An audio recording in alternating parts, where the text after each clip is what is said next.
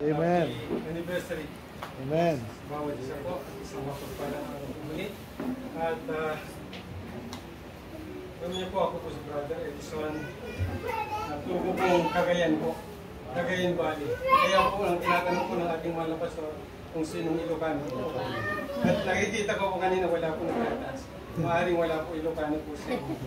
At alam niyo po si biyaya po ng Panginoon na ako po ay na abot ng Panginoon. Sabihan, naligtas. Amen. Kung mayroon pong ginamit ng Panginoon na lingkod niya at sa ngayon ay nagpapatuloy po. Biyaya ng Panginoon po ay nagpapatuloy rin po na sa ngayon po ay nakakasama ng po ating pastor, nakakaalalay sa kanyang kalagayan po dun sa kanya niya po ay pag-pray niyo lang po lagi po ang ating mga pastor kasi nga po hindi madali pero sinisikaw po ng ating mga pastor. At ako po ay nung naligtas, bago po ako maligtas ay marami pong akong karanasan na alam ko po, pastor, may mabait-mabait naman po yung mga member niyo po nakikita ko. Pero hindi mo sa nakikita lamang, kundi ako po ay nakaranas po. May bisyo po ako ng panahon at the age of 9 years old po ay nakatikim na po ako ng alak. Paunti-unti. Ito po ay paunti-unti lamang po nung utusan lang po ako at hanggang sa po ay naging kaugalian ko po ng uminom ng alak. Dahil po sa probinsya ng Cagayan, ang paghanap buhay po ron ay pagbubukid lamang po. At pagtatanim ng palay at iba pa po mga paghanap buhay.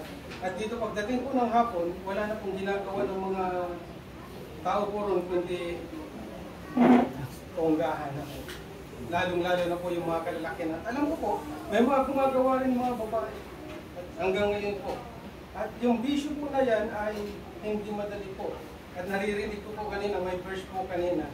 Yung chapter 20, Proverbs chapter 20, verse 1. Yeah, talagang hindi po nakakabuti po sa ating mga anak. Kasi po, ang ginawa ko ng anak po sa akin po ay maraming pagkakataon na po akong pinatay ng anak. Dahil nakakaranas po ako niya ng umuwi, gumagapang, na napakahirap po. Hindi ko alam kung bakit po, hindi madaling inumin po ito. At pagkat dinulon ako, ang sakit ko sa dibdib, lalamunan. Ang hirap po, pero po yan, influensya po ng alak, napakahirap po na bisyo. At minsan pa po ay, dahil po sa pag-inom na yan, naranas ko po yung uminom ng tubig ng ilog dahil sa alak po na yan. At alam ko po, muntik na. Talagang may plano pala ng Panginoon sa buhay ko dahil nga po hindi ko akalain. Sino po ba sa atin ang alam na tayo ay maliligtas? Wala po, di po. Biyaya po lang ng Panginoon. At nung panahon po na yon ay gabi po yun ay nagsimula po kami ng pag-inom po ng tanghali at natapos po yun hapon na. At yung kalabang ko po, nakauwi sa amin. Pero ako po, kung hindi lang po yung aking sigaw na naririnig ko, sigaw po na narinig ng tatay ko nung panahon na yun. Eh kung hindi niya po siguro narinig ako, hindi niya na ako narinig, wala na, hindi niya na po ako nakasama. Hanggang sa po ay pumunta na po ako ng Maynila, dahil po sa pag-inom din ng alak, ayaw na po ng mga magulang, di na po nila ako kayang patigilin po sa pag-inom at nababarkada na nga po, hindi na rin napunta na rin po sa hindi maganda, napapaaway. Alam niyo po, ang kabataan, pag nagkakabataan na po ay kung hindi ka sakit na po ng pag yan na pinasok mo, inom, bisyo. Kaya po, hanggang sa nagtatrabaho na po ako, akala ko po nakatakas na po ako dun sa mag-inom, eh dito pa rin po sa Manila may kapatid. Hindi lang inom na po, beer house na. Nakakarating na po ako sa mga beer house. Pero hindi ko po naging hilig po yung anumang hilig na hindi po, inom lang talaga.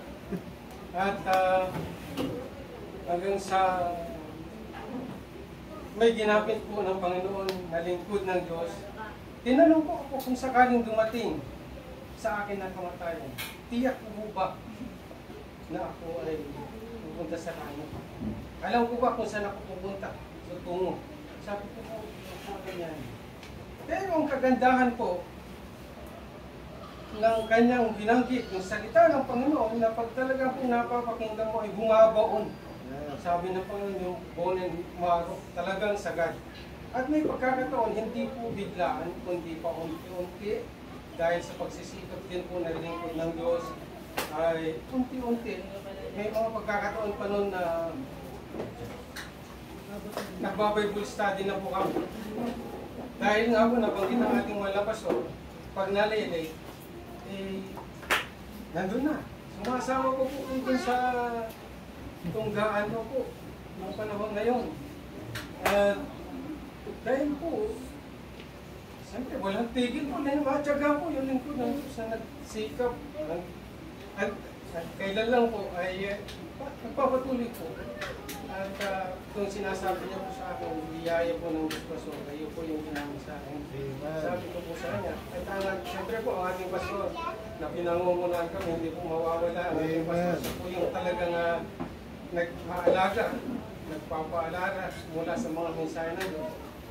Yun po, unti-unti, hanggang year 2006, tumanggap na po ako sa Panginoon. Pag-baptize po ako year 2006, alam ko po, November.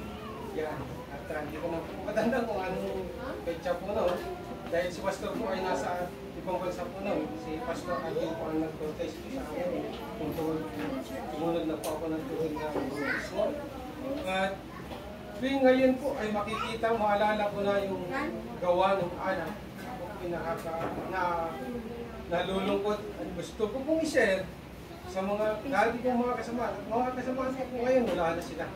At mga ilan-ilan lang po, natapos na rin ang kanilang paghihirap. Sana po ay nasa... Ngayon po, gusto ko nilang i-share sa umuwi po ako sa probinsya. At wala po pong iba, sinayang din na gusto ko talaga silang mawin. Sabihan ko yung salita, i-share sa kanila. Alam niyo po, pag hindi pa siguro pa naman sa kanila, at po, hindi may mga pagkakataon na tinatawanan ka, iiwan ka, pero dahil sa ang Diyos naman nagliligtas, sinisikap lang natin sa biyaya ng Panginoon nagpapatuloy. Kaya po ako ngayon, narito, sabi niyo po,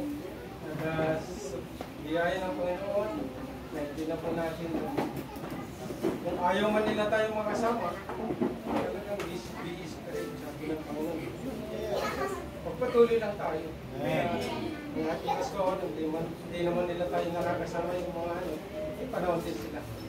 Salamat po sa bawat mga lingkod ng anak ng Panginoon na nagsisikap. Alam ko po, kasi umagang ito ay pinagpala niya na po kayo. Amen. At yung ilang lingkod po ay naging hamon po sa akin sa bawat isa. Amen.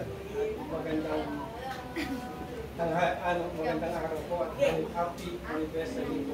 Amen. Amen.